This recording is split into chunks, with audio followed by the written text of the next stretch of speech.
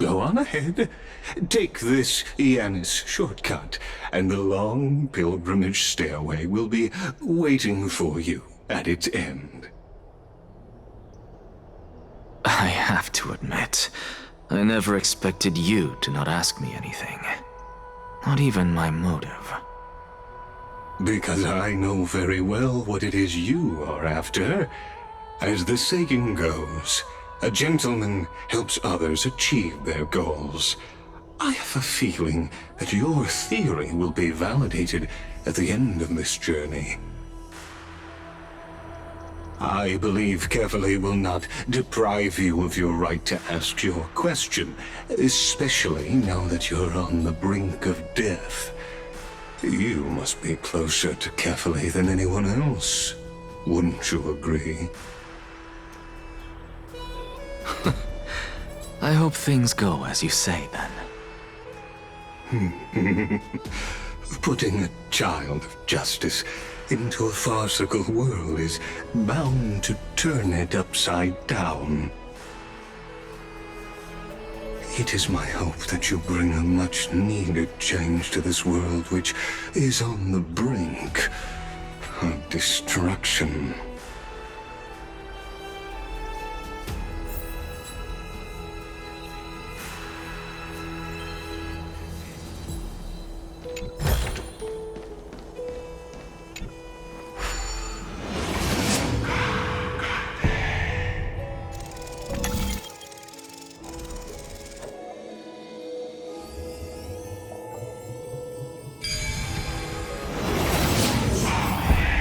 Honestly, this is my first time going up to Dawn Cloud's peak. What a splendid view. Isn't it about time you recognize the magnificence of us Titans? Well, I don't see how this place is different from those temples in the city. All they have are magnificent facades. And even though I've come this far, I'm still doubtful about getting useful clues from him. I must be getting ahead of myself to be expecting to hear something nice from you. Oh? Haven't you been in my head for some time now? It's high time you get used to how I feel about things. Alright, we're just a short hike away from Kefali. No time to waste here. So the intellectual debate from earlier was too draining for you, huh? If Amphorius gets a new lease on life, you should focus on strengthening your body and stop shirking social interactions. Save your concern. The Titan is in sight. Can you make it? Why? Are you going to carry me up if I were to fall now? I know how far I can go, so just hold your tongue and come along. Fine then. I guess I won't say any more. I'll just wait till your soul dissipates completely to gain control over your body. Wait. Is that... Cersei's? Hey, look at that. Huh? What should I be looking at?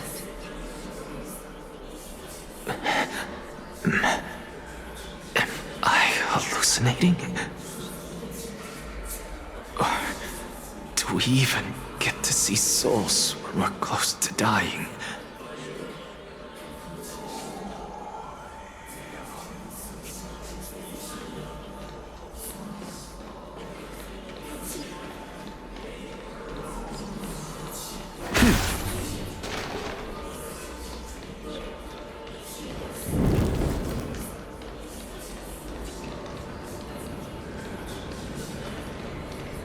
Oh?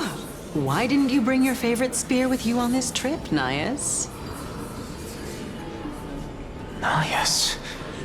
I know I've heard this name somewhere. It's unfortunate. The black tide destroyed every last inch of my calyx. How could that be? Even a creation of Georios, from their prized ores and molten fire, couldn't escape the fate of destruction? Hey, Sarces. Do you know a certain Nias? Nias? No, not that I remember.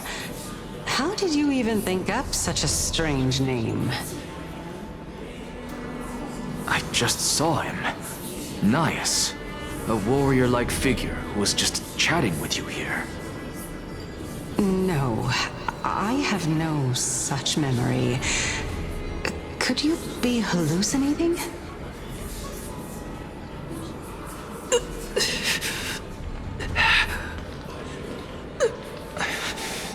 This is a departed spirit?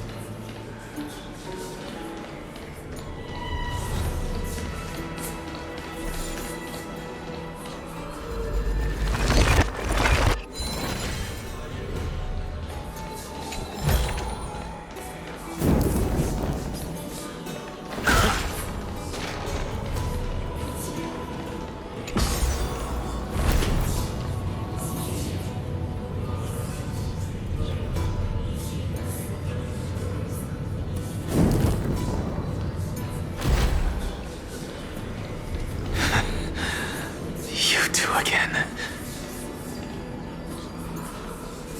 Enough about me. Did Kaos ever reply to you? Well, regrettably. Seems like the price of becoming a demigod is a lot heftier than we thought. Kaos. Demigod. I've never heard of this person. Which Titan's authority did he inherit? Look on the bright side, Nias. Since we've come all this way, I doubt he'd snub his old friends, would he? Let's just hope we mean as much as the world to him. Hey! Are you seeing that same hallucination again? Yes. It's still you and Nias, but you're now talking about a certain Kaos. I'm guessing he's one of your companions? Kaos? This name sounds just as strange to me. Never mind. I think I know what this is about. If things are as I thought, then they aren't hallucinations, but the souls of people. What? But if those are the souls of the dead, then what am I? Beats me. For all I know, you're just an illusion I conjured up in my dying moments. Let's just keep going. As long as I take in more sights and hear more stories. Know your limits. wander too far among the dead, and even I might not be able to save you.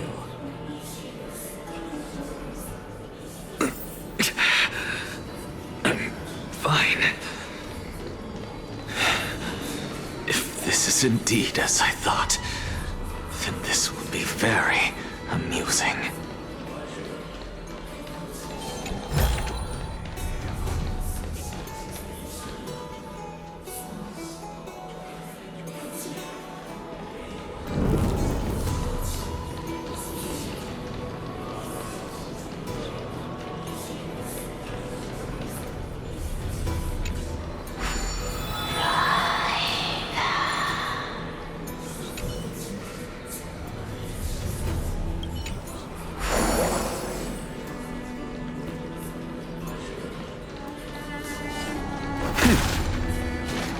So, we meet again. I'm sure...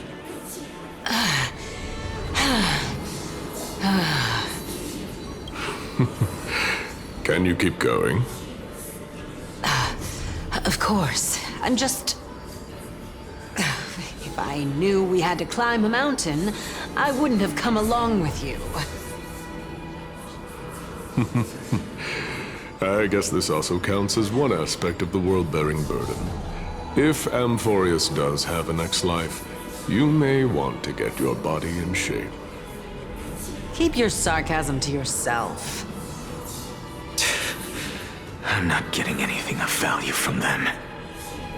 I would sooner throw myself off this cliff and hit rock bottom than exercise even a little. I am Calypso of the eminent Seven Sages, after all. Training would make me no different from those Helcalithist barbarians. Calypso. She's one of the Seven Sages. A member of the Grove? No, she can't be. I would know her name if she really were one of the Seven Sages.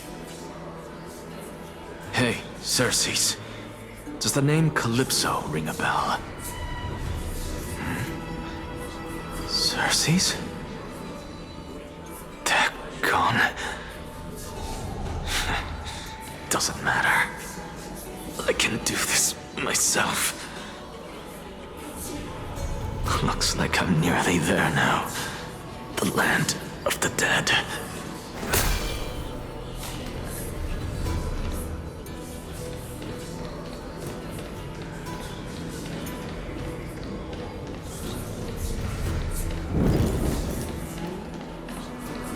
Oh, beautiful old world. Where are you now? Oh, legendary era Chrysia, return to the mortal realm. Splendid gods once walked the paths we walk. Alas, all that's left of that warmth is a hazy mirage. Why are you chanting that too?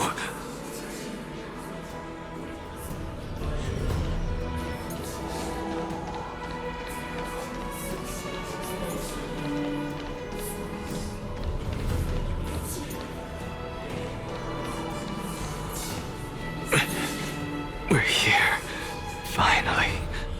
So, I don't get to ask the Titan my question, but all of you make for a pleasant surprise, nonetheless. Very well then, let me uncover the truth for myself.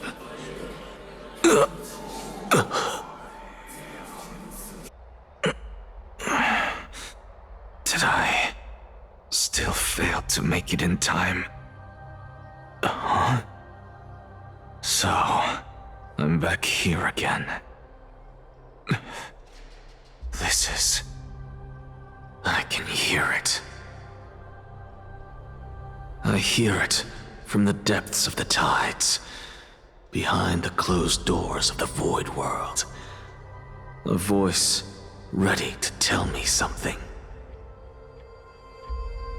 This time, the voice is a lot clearer than before.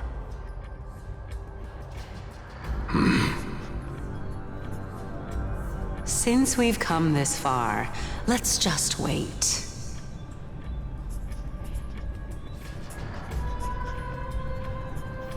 Lord Nias and Miss Calypso, are you both here to visit Chaos too?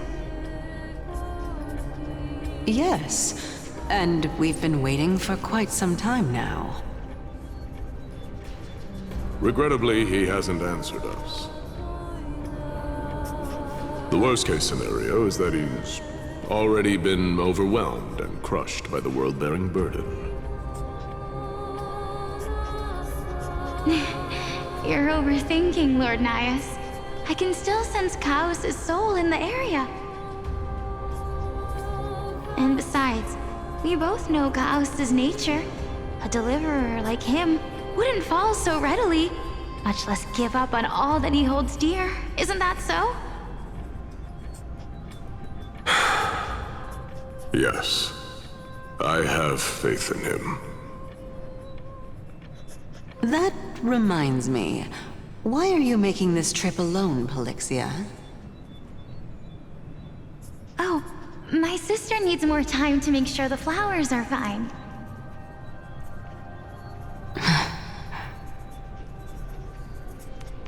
Such a pity.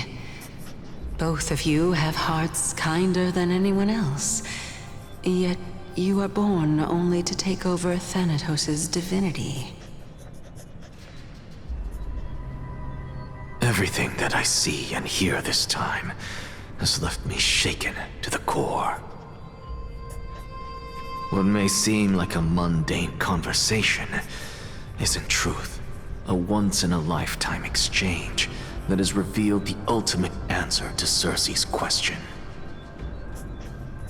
The conjecture has taken shape and must now be solidified into a theorem. Next, I only need to seek verification from Kefali. By doing so, I can answer Circe's question and reclaim my body. But no, I will not do that. That isn't important. Because another one of my conjectures, one that I have always dreamed of proving, has been proved right this very instant. Fusing a mortal soul with that of a Titan to replace said Titan is not a ludicrous idea after all.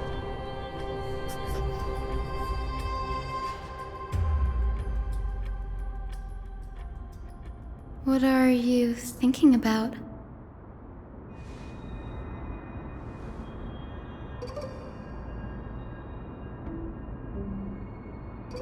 Is that so? You don't look the slightest bit amazed, though. Plus, you seem to be strangely familiar with the city around the Great Tree.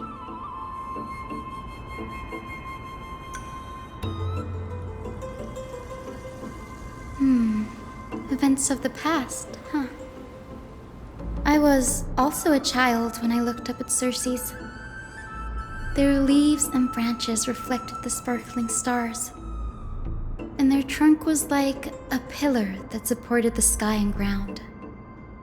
I stood at this very spot back then, imagining the day when I could climb to the top of this tree, because I would be the closest I can be to the sky at that spot.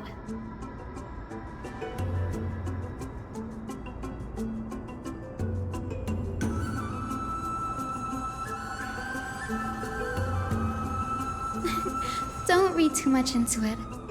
I mean, can mortals even hope to reach Aquila's realm? They're a strict and draconian god, nothing like Circe's. Reason is willing to share what is theirs with others, but Sky only expects people to revere them. You get what I'm saying, right, Denny? After all, the titan that imprisoned you and Grey here in Amphorius is none other than Aquila themselves.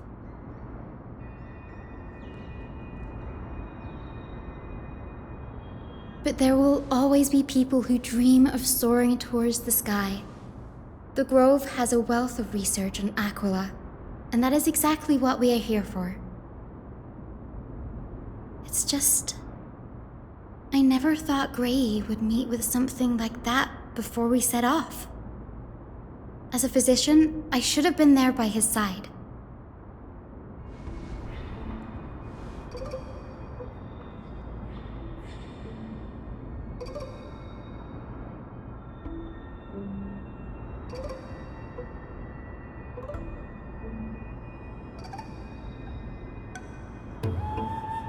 Yeah, there's no rest for the weary, huh?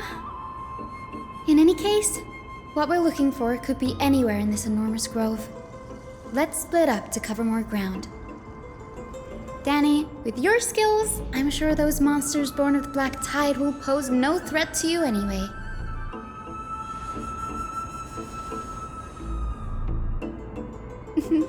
Have you forgotten that you're talking to the chief physician of the Twilight Courtyard? Have more faith in me. I'll be just fine.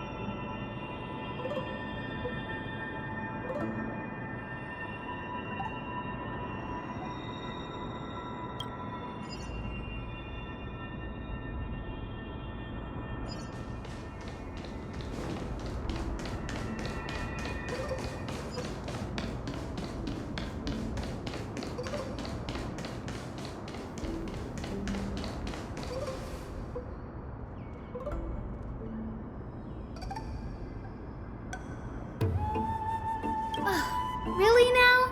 This is way more trouble than I could have asked for. Or you could sit back and watch.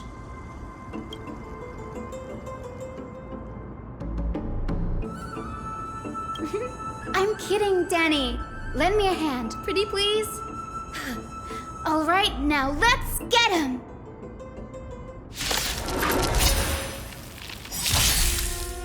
Knowledge, the measure of truth and falsehood. Let's duel! Time's up! 0 points. Those with the loaded gun, those who dig the grave. Strife conflict is pitiless. Watch your head. Test. Failed. All in.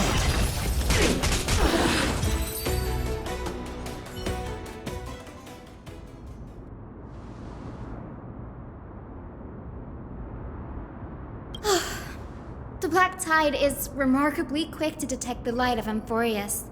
So or rather, the blessings of the Sky Priest in me, might have unknowingly called them to me.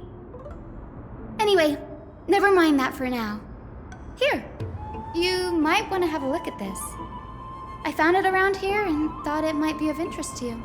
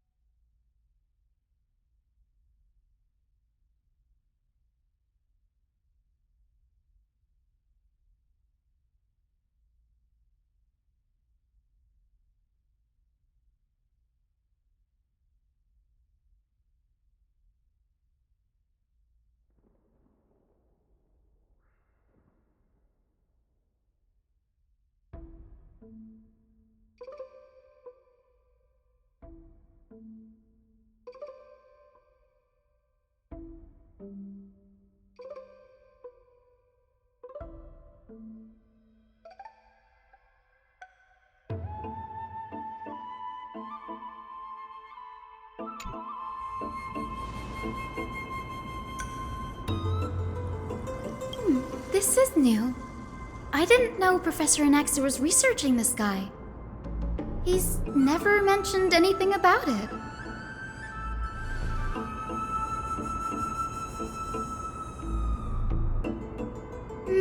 Might is an understatement.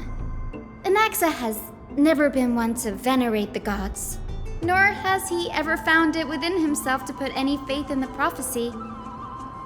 People have come to think of him as a heretic, even in a place as liberal as the Grove. Yet, it is also this very blasphemer that Circe's favors. Fate sure works in mysterious ways.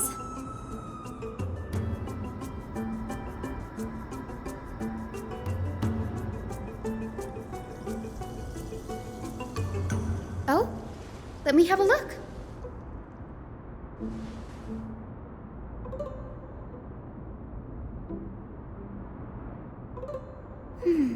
By the looks of them, these scrolls are records of two conversations that took place in the same setting, one after the other.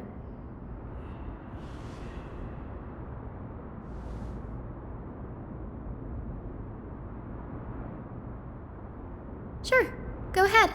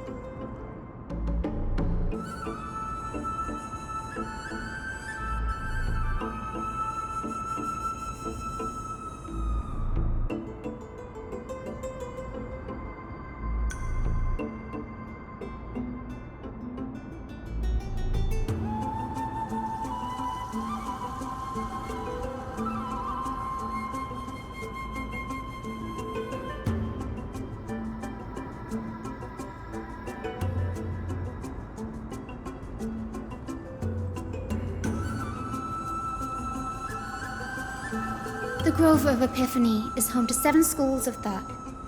While all 7 schools are founded on the ideologies of Thalesis, the first scholar, each is unique in its own way. Among them, the Venerationists revere and worship the Titans the most. As the sage of the Venerationists, Euthyphro has always been at loggerheads with Anaxa. If we were to place the 7 sages on the scales of Talanton, Anaxa and Euthyphro would be placed on opposite sides to achieve balance.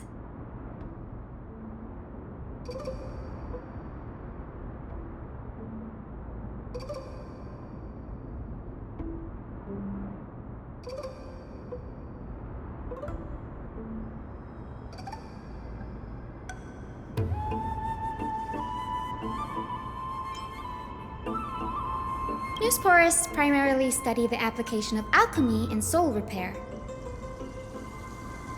Everyone considers Anaxa a blasphemer, but that has never stopped him from sharing his ideas, no matter how taboo. If you must say that he's hiding something, then it's likely what lies beneath his eye patch.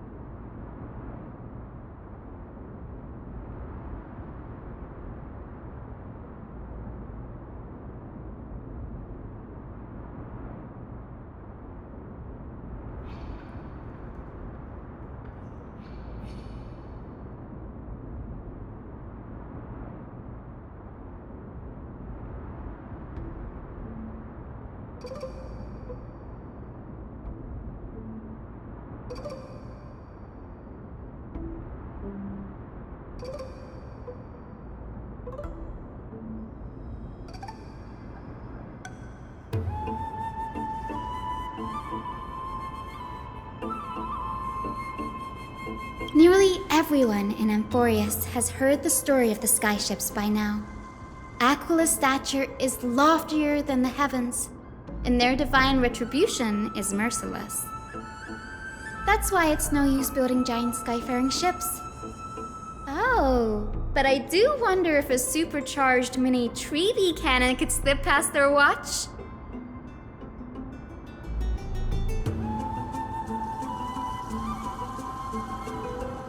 Anaxa often says that every failure brings us one step closer to the truth.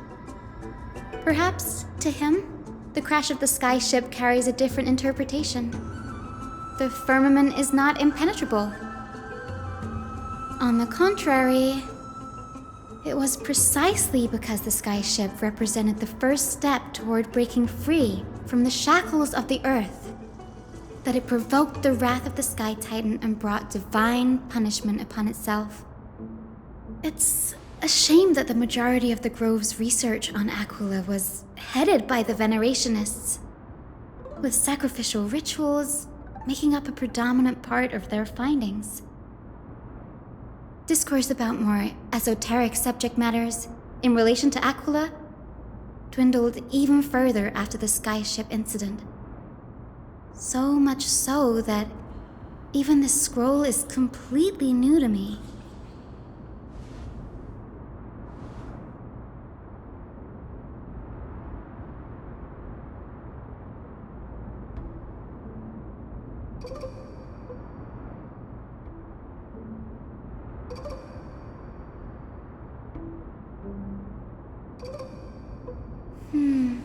That's what I'd like to know.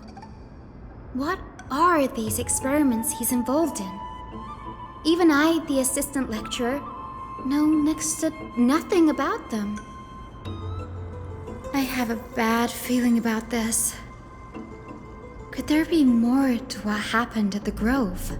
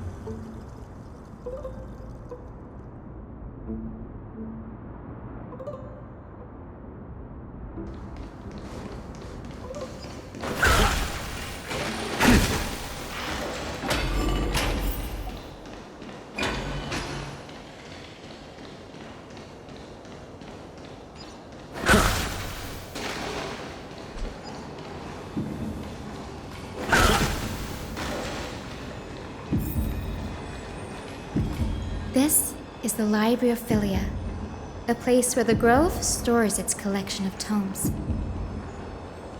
Other than books written by the 7 schools, you can also find philosophical texts, ballads, and religious writings from the Outlands here.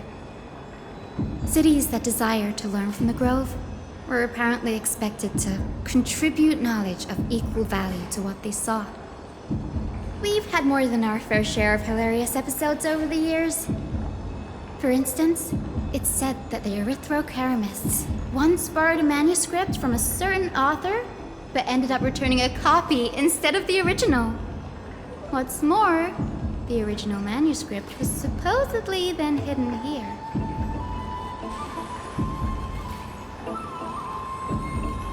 Nice? No need to hold yourself back, Danny. You can just tell it like it is.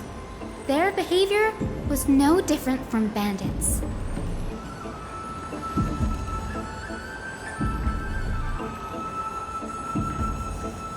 Whew. You've got me there. Some said you couldn't even find a dictionary in Castrum Kremnos, so I guess they were spared. There are too many books in the Library of Philia. Flipping through them all will take too long. Why don't we use the Biblioslate to search for the texts we need? We can bring them back to Akama for reading after that.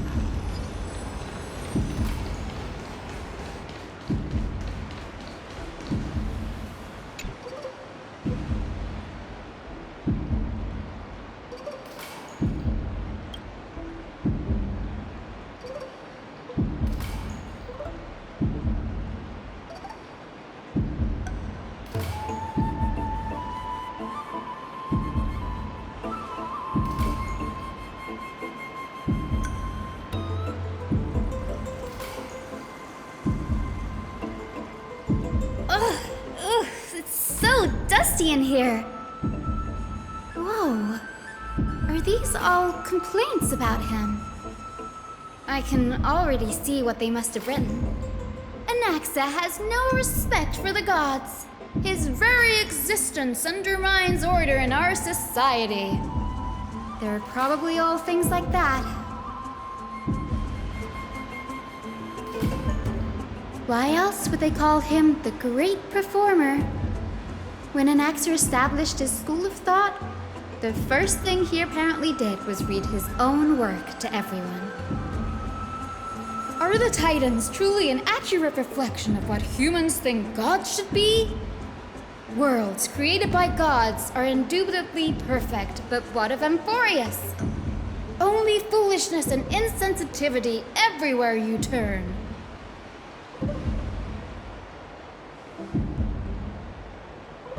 They marched him straight to the seat of judgment before he could finish. Though what he took on in the end was more of a debate than an actual trial. He had to address every one of the scholar's allegations, or face expulsion from the Grove. The first allegation was... Do you agree that since the Titans created the heavens and earth, so the mountains, rivers, and seas must likewise be their creations?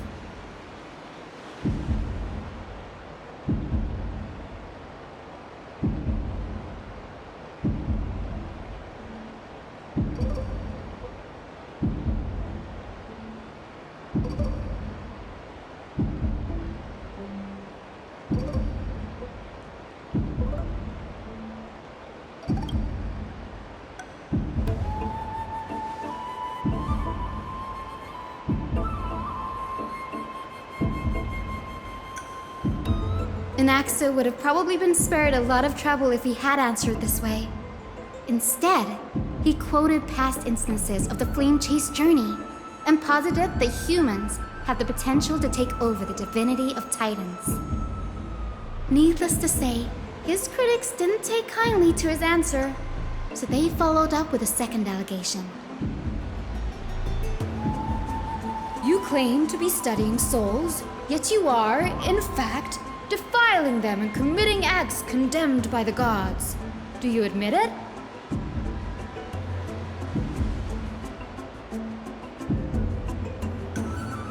Anaxa always wears an eye patch, never removing it, even when alone. Some say he used one of his eyes as an alchemical ingredient. Every being in the world owes their safekeeping to Kifili, and this is even more so for the Chrysos heirs who have divine blood coursing through them. If he has really done something of that nature, then it'd indeed be sacrilegious. Thankfully, they had no way to prove it, so it amounted to nothing more than an allegation in the end. One by one, Anaxa engaged in wars of words against those who would challenge him.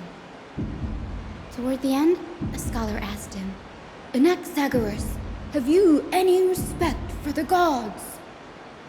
It was only after a brief silence that he answered, "I have never denied that titans are meant to be noble constructs."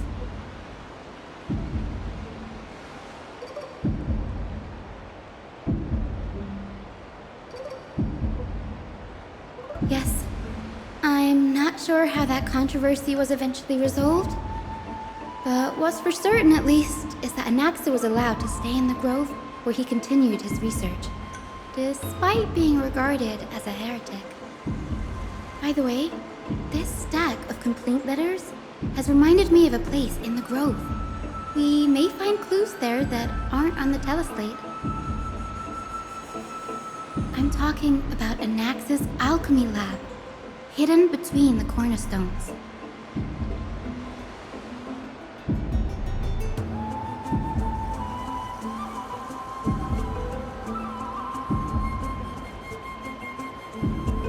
It's a well-kept secret. Among the 7 sages, excluding the nominal chief sage, each has a private sanctuary where they can conduct research undisturbed in their free time. Even the administrators of the Library of Philia are restricted from accessing those places and documenting the sage's research. But with the grove in this state, I'm sure Anaxa won't be mad even if we sneak into the lab for a short while, right?